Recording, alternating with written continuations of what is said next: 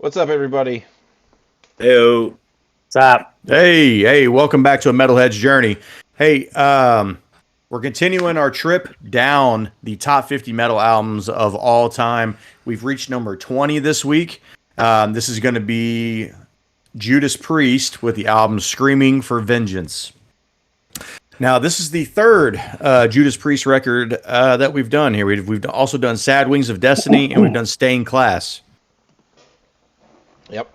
Oddly enough, all albums that start with an S. I don't know. Does it mean anything? Who knows? That is a very good too. call, and not on purpose. Yeah. That we know of. Yeah, that we know of. I don't know. Well, hey, so we'll get into just a quick history of the band here, and then we'll hit the metal rundown. So, Judas Priest, formed in 1969, is an English metal band from Birmingham.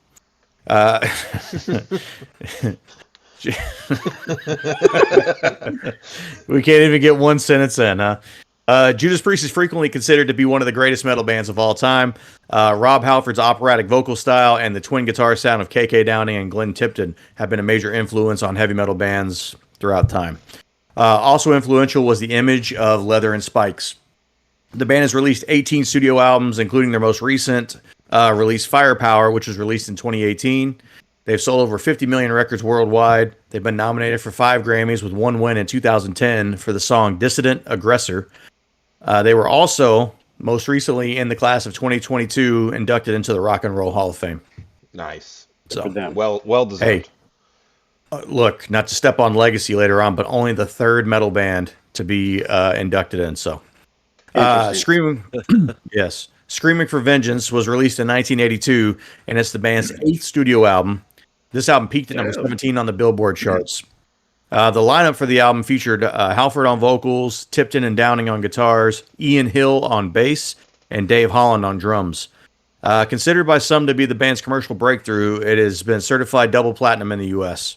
The album features 2 singles, You've Got Another Thing Coming, and Take These Chains. Nice. It's a jam. Yep. So let's just jump right into the metal rundown here and just, musicianship, musicality, whichever one you want to call it here. What do you guys think of just the band in general on the album? So, a real quick question. Is this the same lineup from the last 2 albums we jammed, which are Stained Class and help me out here, Sad Wings of Destiny? The same lineup? No, the only difference would be drums. Okay. Dave Holland, this is the 3rd album that Dave Holland plays on in a row. So I believe he's on Stained Class, but he's not on Sad Wings. But everybody else is the same. Cool. So I think K.K. Downing and Glenn Tipton, man, I think they're fucking awesome together. Like I don't know what their dynamic is, if there's a lead guitarist and a rhythm, or they just kind of share that. I don't know who the lead songwriter is, but I think these guys, in all of Judas Priest that we heard, to me the guitarists, they steal the show. I do like that, though I'm not a fan of everything they write, right? I do like how they're not one-trick pony guitarists. They can write something that sounds almost damn near dipping its toes in death metal, and then you can have other songs like Fever, for example, where it's just like a really nice, fucking badass, clean guitar lick. And, to me, it's all about the guitarist so far with Judas Priest. And with this album, it's no exception. Yeah. I'm continued to be surprised by how bluesy they really are. Like, I feel like, I think whenever I thought of Judas Priest before, I always thought of like really heavy metal.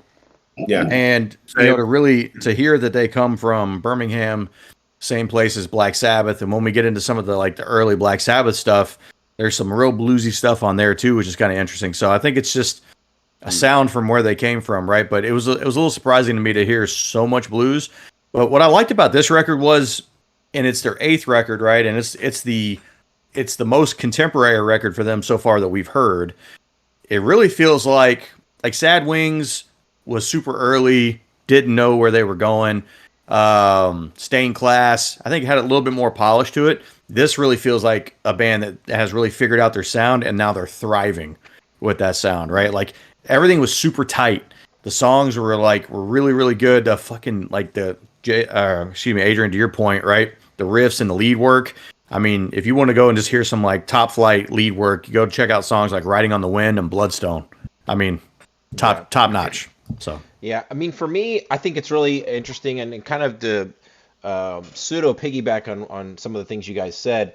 I think for me, knowing this album came out in '82, right, which predates like the birth of thrash, but still hearing like what those thrash bands were getting influenced by, hearing the songs that they must have been like kind of listening to while they were crafting their own music, hearing songs like Electric Eye, which really like are some of the heaviest stuff that we've heard Judas Priest do, and they were doing it before thrash was really even a thing, right? And there is some I feel like there is some pseudo thrash elements sprinkled into this album here and there, just like in moments, not in full songs or anything like that, nothing crazy, but just the way the riffs are and just the way the songs are kind of structured in spots. But Especially Electric Eye. Yeah, Yeah. I think just musically, I think the guitar work here is a standout throughout. Tipton and Downing just completely obliterate this record, and then Halford again proves to be incredibly versatile. One moment he can just kind of sing and kind of just like lull you into this kind of dance he's doing with his vocals, and then the next minute he can just belt it, and I think he's incredibly versatile, and it shines throughout this record. So but the other guys, the bassist Ian Hill and Dave Holland, they're not outshined. The rhythm section is fantastic as well. Yeah. So Dave Holland's got a lot of standout moments for sure. yes. Jason, what'd you think?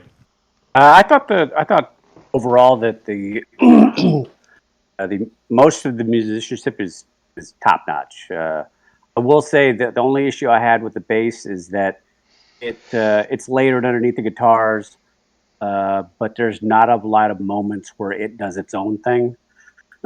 Besides maybe true. Fever, there's a few pieces in Fever where you can actually hear the bass by itself, which is fine. I prefer to have maybe the bass just a little bit higher, and for there to be a few sections where the bass is playing something different. But again, everything was fine, and I thought the vocals were fantastic. This is right in the range of what I can accept in this kind of vocal style. It's just like what you guys were just talking about. There's just enough variety, and there's just enough guttural feeling to it to keep it within the range of stuff that I like to listen to.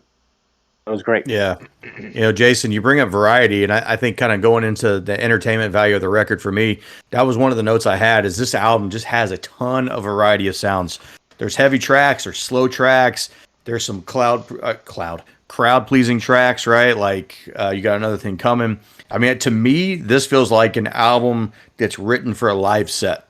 Like just the way the whole album kind of flows together. Like you could hear them playing this whole thing live, like straight through, and it being a super good set. The album is just over 38 minutes, so it's tight. It's a tight album. Nothing is super long and drawn out. I want to say the longest song is probably 5 minutes, just over 5 minutes. It's Fever. It's 5:20. 5:20. Yeah. So they're not dilly dallying on here. So entertainment value for me is incredibly high for this record.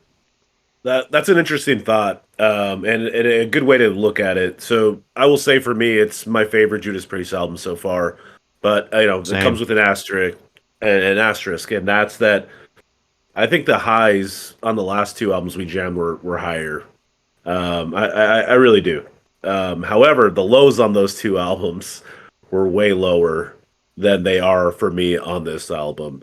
And I say that's an interesting thought because I kind of felt like this album was all over the place. I mean, you were saying the variety is good about it, and this sounds like a live set, and maybe that's a good way to re-listen to the album for me, because again, I feel like this album is kind of all over the place, and I'm not really looking at it in the sense of variety when I should be.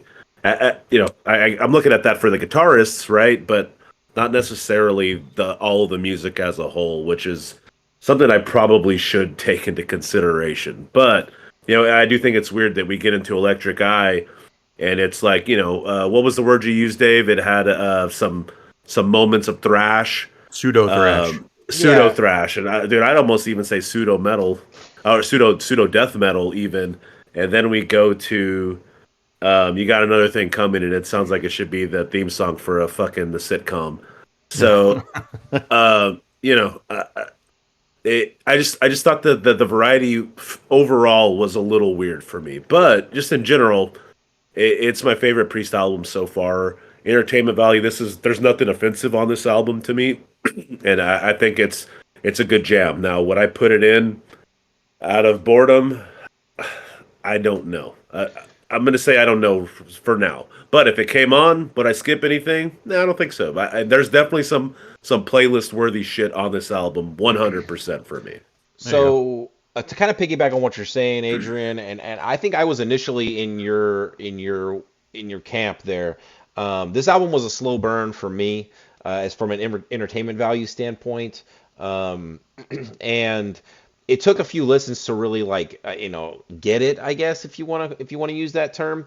I would say like the first couple of spins, uh, I didn't know what I was listening to, right? And I Yeah. think I remember for you sent out a message saying you weren't too sure about this record yet. yeah, I wasn't, and I think for me, it was my problem I think was that I wasn't listening to the whole album in one sitting.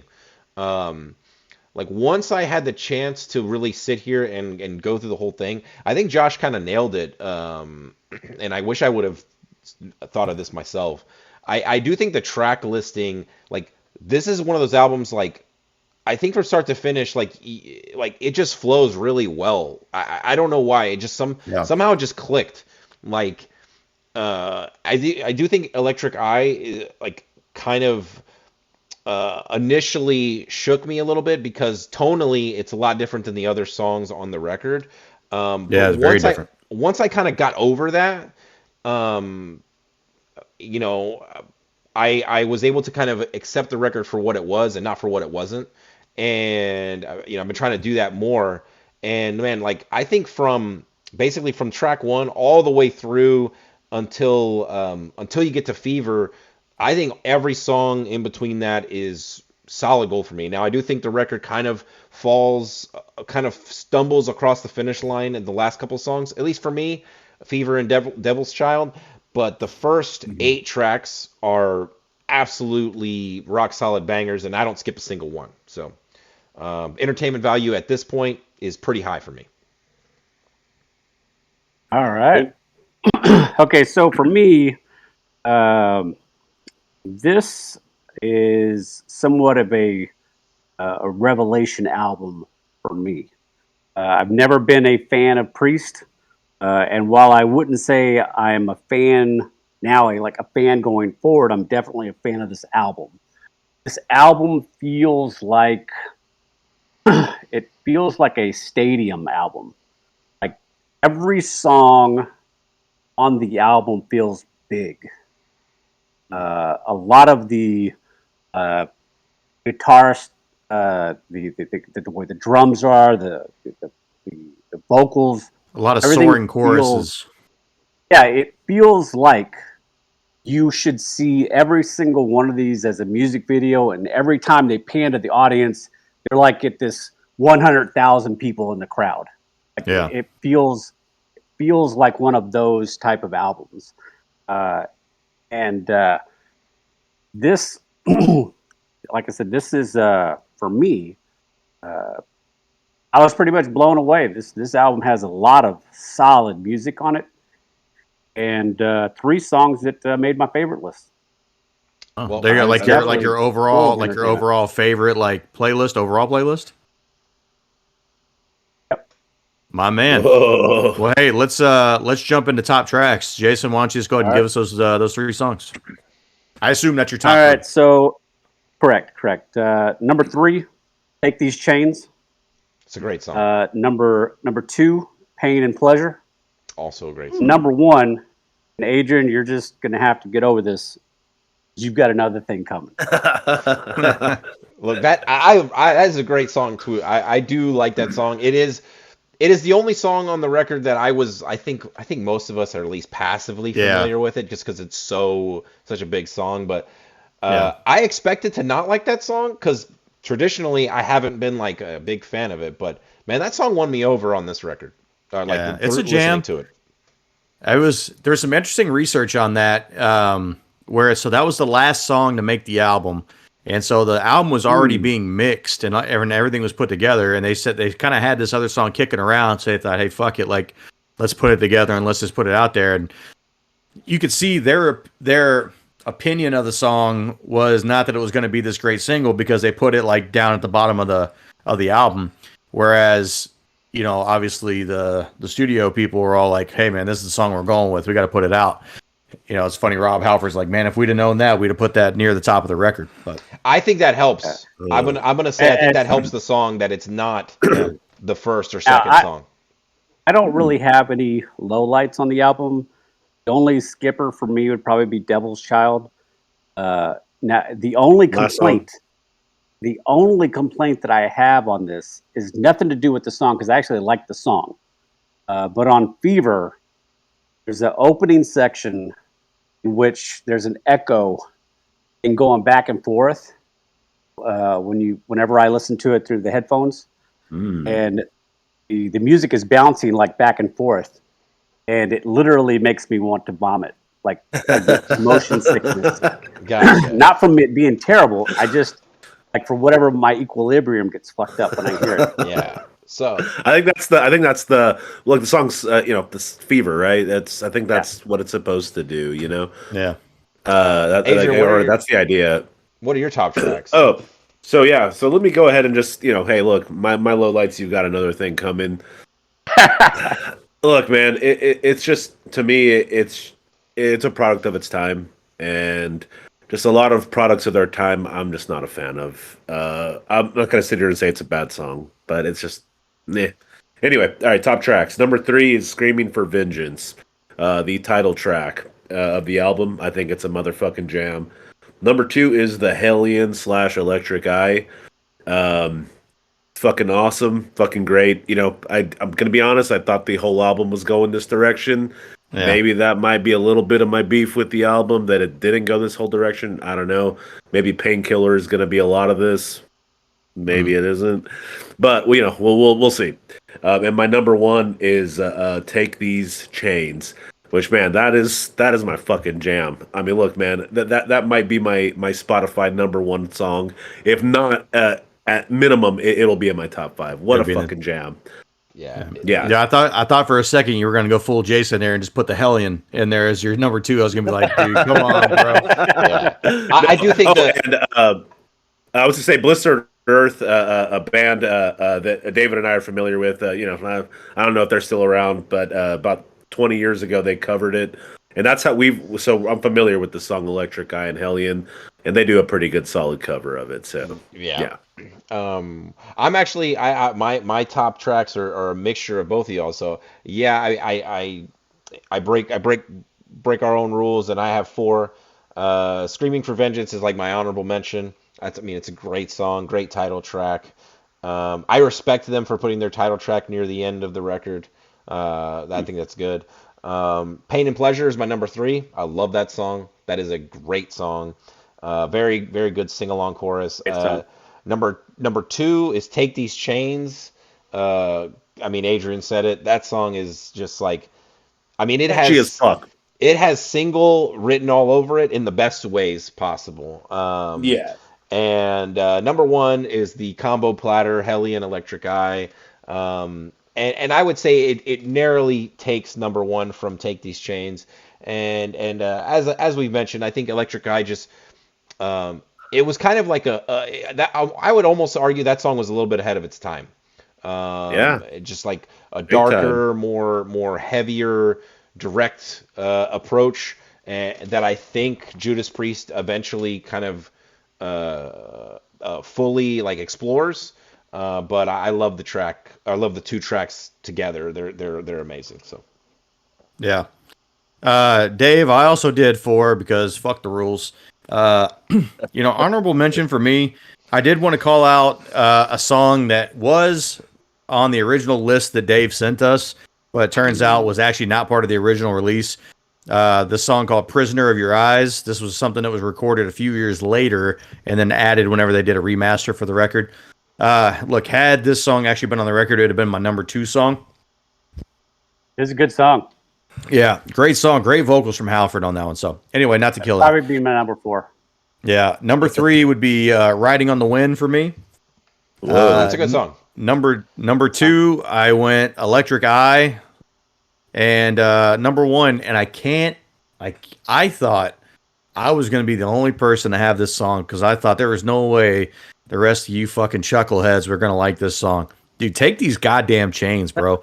Yeah. What a song, bro. Yeah, Look, man. There's a song that it reminded me of instantly. Do you guys ever heard the song Because the Night by Patti Smith? No. It's a jam. I feel like you actually sent that to us to listen to, like on the group chat. Am I tripping? No, I didn't send that. Okay, my I didn't bad. send that, but look, I'll send it to you if you guys are interested in hearing it. But it's got a very similar feel to it. Dude, great song. What a chorus. Yeah, man. Hell yeah. Yeah, I agree with you, Adrian. That'll absolutely be a top 100 Spotify track for me this year. Oh, for sure. Yeah. Well, hey, let's get into the production real quick. So the album was made in '82, was re-released in 2001, remastered in 2001. But the original album was produced by Tom Allom. I don't know. But look, I mean, we listened to the remaster because why punish ourselves? Dude, the remaster sounds great. Oh, the album yeah. sounds really good. I enjoyed it. It doesn't sound like an 1982 album. Yeah, I don't know if we need to do a roundtable on the production. I think the production is fantastic all the way around. Well, I'm going to touch on one thing, and go ahead. I agree with Jason on it. I wish the bass was a feature just a little bit more. Maybe he wasn't doing. Maybe he was just being like a utilitarian bassist, and that's fine. But I just wish you could hear him more in the mix. That's about it. Yeah, I mean, otherwise it's really good. Yeah, I think the production overall is very, very good. More than adequate. Just like it's good. Yeah. All right. Let's get into the final thing here. This is Legacy. I did want to touch on this since we're here, right? The Rock and Roll Hall of Fame. Look, there's only 3 metal bands in the Rock and Roll Hall of Fame, right? Metallica, Black Sabbath, and now Judas Priest. And look, I'm not here to like deliberate like who should be in, right? I mean, there's a million metal bands out there that I think we all would throw in there and think they deserve it, but it is just kind of interesting that it's the Rock and Roll Hall of Fame, and I get it. They should just rename this thing the Music Hall of Fame at this point, but there's 10 hip hop artists in the Rock and Roll Hall of Fame, but 3 metal artists. Yeah. I don't know. I don't know where I'm going with that necessarily, but I just feel like metal there should be some more representation. You should have some Iron Maiden. You should have some Pantera. You should have Megadeth. You should have Anthrax. Like Slayer. I think Slayer. The Big Four should definitely be in there. Yeah, absolutely. So I don't know. Among others, right? Among others. Yeah. But so far, I mean, look, we've done 3 albums from Judas Priest. We're going to do a few more before this is up, so I'm sure we'll get the full breadth of why they're actually into the Hall of Fame.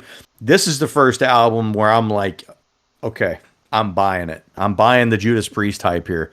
Dave, I know you're going to give our scores a little bit later, and just to give you guys an idea how our rating system here works, we're rating this on a 1 to 10 scale.